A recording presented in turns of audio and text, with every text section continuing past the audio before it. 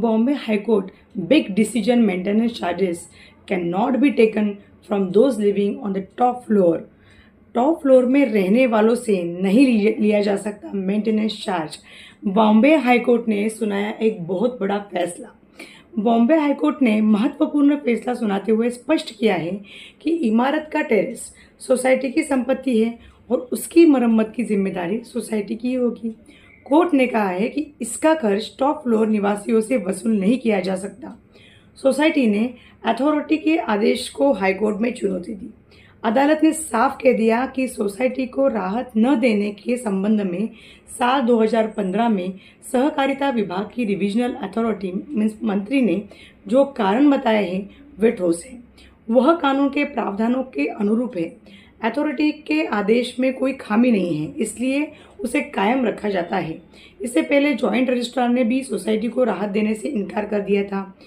Bombay high court ने building के terrace के आंतरिक मरम्मत कार्यों को लेकर महत्वपूर्ण फैसला सुनाया है।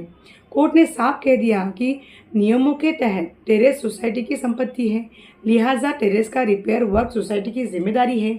सोसाइटी टेरेस रिपेयर की लागत टॉप फ्लोर पर रहने वाले सदस्यों से नहीं ले सकती। टेरेस से पानी लीकेज के मरम्मत खर्च को मेंटेनेंस बिल में शामिल नहीं किया जा सकता। कोर्ट ने नवी मुंबई की 12 बिल्डिंगों की एक कोऑपरेटिव हाउसिंग सोसाइटी की याचिका को खारिज कर यह फैसला सुनाया है। टेरेस सोसाइटी की संपत्ति जस्टिस मिलिंद जाधव ने साफ किया कि मौजूदा मामला सोसाइटी और सदस्यों के बीच विवाद का नहीं बल्कि नियमों के अमल से संबंधित है। सोसाइटी बायलॉ नंबर 160A के तहत टेरेस के आंतरिक मरम्मत का खर्च टॉप फ्लोर के सदस्यों से नहीं लिया जा सकता, क्योंकि बिल्डिंग की टेरेस सोसाइटी की संपत्ति है। सहकारिता विभाग की रिविजनल अथॉरिटी ने कहा है कि यदि सोसाइटी ने उक्त सदस्यों से मरम्मत खर्चा लिया हो तो वह उन्हें वापस करे।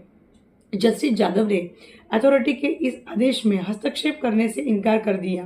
उन्होंने कहा कि यदि सोसाइटी के सदस्य विशेष आम सभा बैठक में बहुमत से सोसाइटी बायलॉ नंबर 160A के विपरीत मरम्मत निधि एकत्रित करने का निर्णय लेते हैं तो इसकी अनुमति नहीं दी जा सकती। धन्यवाद।